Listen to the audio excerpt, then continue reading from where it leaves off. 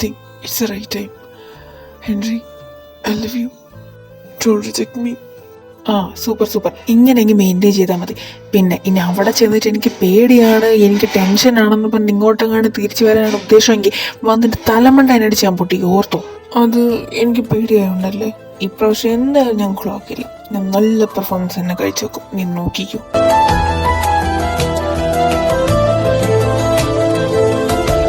ദൈവമേ, കാവടി തുള്ളി പോകുന്നുണ്ട്. എന്തൊക്കെ കാണിച്ചു കൂട്ടുമോ എന്തോ. എനിക്കൊട്ടും വയ്യല്ലോ. ഇവൻ രാവിലെ തന്നെ വെള്ളത്തിലാണോ? ആടി നടക്കുന്നല്ലോ. എന്റെ നെഞ്ച് എനിക്ക് വേദനിക്കുന്നു. അയ്യോ, അവരെന്താ പറ്റിയ? വണ്ടി വരുന്നല്ലോ. ഹെൻറി,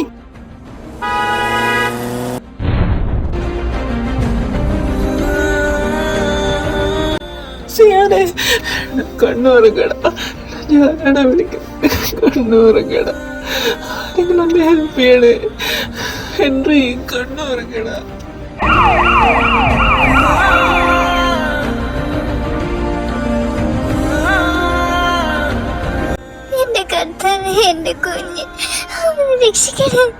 നിങ്ങളല്ലേ ഹെൻറിയുടെ അമ്മ? അന്ന് അവന്റെ കണ്ടീഷൻ വഷളായപ്പോഴേ ഞാൻ പറഞ്ഞതാ ഹേർട്ട് മാറ്റി വെക്കണമെന്ന്.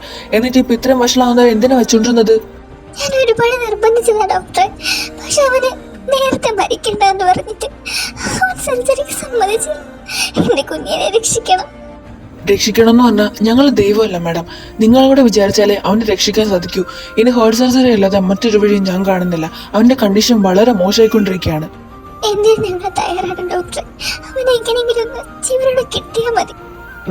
ഒരു ഹേർട്ട് ഉണ്ട്. ഞാൻ അവരോടൊന്ന് ചോദിച്ചു നോക്കട്ടെ. അവരെ സമ്മതിക്കുവാണെങ്കിൽ നമുക്ക് ഇന്ന് തന്നെ ഓപ്പറേഷൻ നടത്താം. ഈ ഹേസന്റെ ഫാമിലിയിൽ നിന്ന് ആരെങ്കിലും ഉണ്ടോ? ഡോക്ടർ, ഞാനുണ്ട്. ഞാൻ അവന്റെ ഫ്രണ്ടാ. അല്ല, അവന്റെ പേരൻസ് ആരുമില്ലേ? അവൻ അമ്മയില്ല, അപ്പം മാത്രമേ ഉള്ളൂ. അപ്പം പുറത്താ ജോലിന്ന്. പെട്ടെന്നായതുകൊണ്ട് ലീവ് കിട്ടാനും കുറച്ച് താമസം എടുക്കും. ഓക്കെ, പറയുന്നതിൽ വിഷമമുണ്ട്. ഹേസന് ബ്രെയിൻ ഡെത്ത് സംഭവിച്ചിരിക്കുകയാണ്. തലയ്ക്കുണ്ടായ ആഘാതമായ മുറിവാണ് അതിന് കാരണം.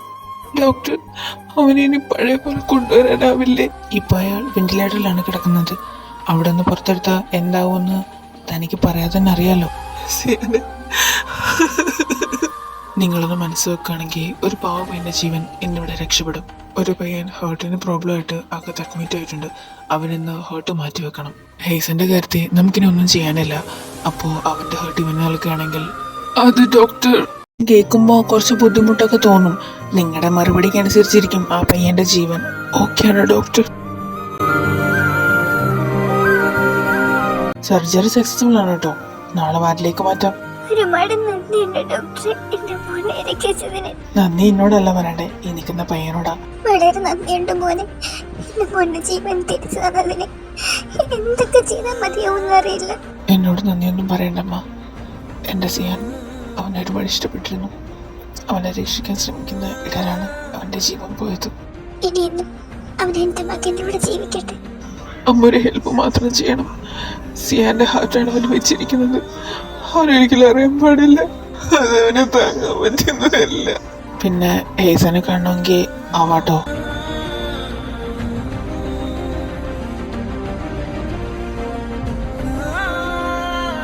സിയാനെ, ഞാൻ പറഞ്ഞു വിട്ടിട്ടല്ലേടാ ഇങ്ങനെ നടന്ന്. നീ അല്ലാണ്ട് ഞാൻ എങ്ങനെയാ സിയാനെ? എന്റെ മകനെ ജീവൻ കൊണ്ട് സ്നേഹിച്ചല്ലോ മോനെ.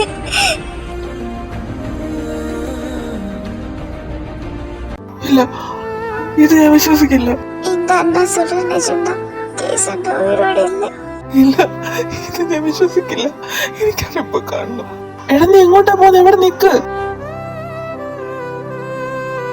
കേസാ, കേസാ, നീ എവിടാ? ഞാനിവിടെ ഉണ്ട് ഹെൻറി. കേസ അവര് പറയാ. നീ അറിഞ്ഞതും കേട്ടതുമെല്ലാം സത്യമാണ് ഹെൻറി. ജീവനോടിരുന്നപ്പോ എനിക്കൊറ്റ ആഗ്രഹം ഉണ്ടായിരുന്നുള്ളൂ. എന്റെ ഇഷ്ടം നീ അറിയണം, നിന്നെ അറിയിക്കണം. എപ്പോഴെങ്കിലും അത് സാധിച്ചല്ലോ. നീ എന്തൊക്കെയാ കേസ് പറയുന്നത്? നീ എങ്കിലും പറ, ഇതൊക്കെ പ്രാങ്കാണെന്ന്. എന്റെ ജീവിതത്തിലെ പൂർത്തീകരിക്കാൻ കഴിയാത്ത ആഗ്രഹമാണെന്ന് അത് പൂർത്തിയാക്കാനാണ് ഞാൻ വന്നത്. ഇപ്പൊ എനിക്ക് പോകാനുള്ള നേരായി ഹെൻറി. എന്നെ വിട്ടിട്ട് പോവല്ലേ കേസ. എനിക്ക് നീയല്ലാതെ പറ്റില്ലടാ. എന്റെ പ്രണയ സമ്മാനമായിട്ടാണ് ഞാൻ എന്റെ ഹൃദയം നിനക്ക് തന്നത്. അത് പൊണ്ണുപോലെ സൂക്ഷിക്കണം. ഞാൻ നിന്റെ ഹൃദയത്തിലൂടെ എന്നും തുടിച്ചുണ്ടാവും. ഇനിയൊരു ജന്മം ഉണ്ടെങ്കിൽ ഞാൻ നിന്നെ തേടി വരും. It's my promise.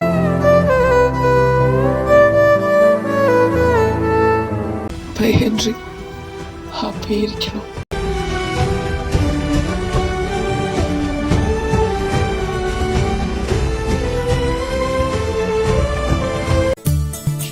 No!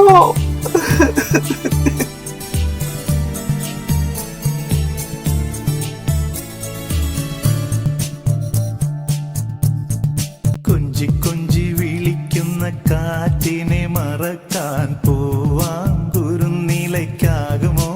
തൊട്ടു തൊട്ടു കരയുന്ന കരയെ പിരിയാൻ കടലിന്റെ കരളിനാകുമോ? നിന്നിലെന്നും നിറയും എന്നെ ഇനി മറക്കാൻ നിന്റെ കനവുകൾക്കാകുമോ? എന്തിനാണിന്നു നിന്നോല മനസ്സിൽ അകലാനുള്ളൊരു ഭാവം, എന്നെ പിരിയാനുള്ള വിചാരം? അച്ചു, നീ എന്തോട്ട് ജിമ്മിൽ പോയില്ല? എൻ്റെ കയ്യിൽ നല്ലത് കിട്ടുവേ. മമ്മി, എനിക്ക് ജിമ്മിൽ പോകണ്ട. ഞാൻ വേറെ എന്തെങ്കിലും ചെയ്ത് തന്നെ വണ്ണം കുറച്ചോളാം. എന്തോന്നല്ല ഇത്? നിനക്ക് വണ്ണോട്ട് കുറയ്ക്കാനും വയ്യ, നല്ലൊരു മോഡൽ ആവുകയും ചെയ്യണം. ഒരുമാതിരി തന്തയുടെ സ്വഭാവം കാണിച്ചല്ല. അതിന് ഞാൻ എന്ത് ചെയ്തു? എന്തോരാ രണ്ടു ഉച്ചയ്ക്ക് കൊണ്ടുവെക്കാനായിട്ട്? മത്തം കുത്തിയ കുമ്പളം മുളക്കില്ലല്ലോ. നിങ്ങളുടെ അതേ തനി കുരുട്ട് സ്വഭാവ. പറയുന്ന കേട്ടതൊന്നുമില്ല, ഞാൻ ഒറ്റയ്ക്ക് മുളപ്പിച്ചതാന്ന്. ഈ വാതിർന്ന മുളപ്പിക്കാൻ എന്താ കാണത്തില്ല. അയ്യോ, ഇപ്പഴാ ഓർത്ത്. ഓഫീസിൽ പോകണ ടൈം. എന്നാ ഞാൻ പോട്ടെ, നിനക്ക് ജിം പോടാ. ഓ, ഞാൻ പോവാം.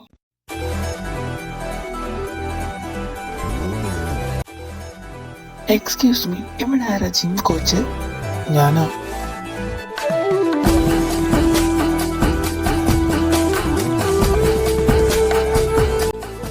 ഇനിയൊരു ജന്മം ഉണ്ടെങ്കിൽ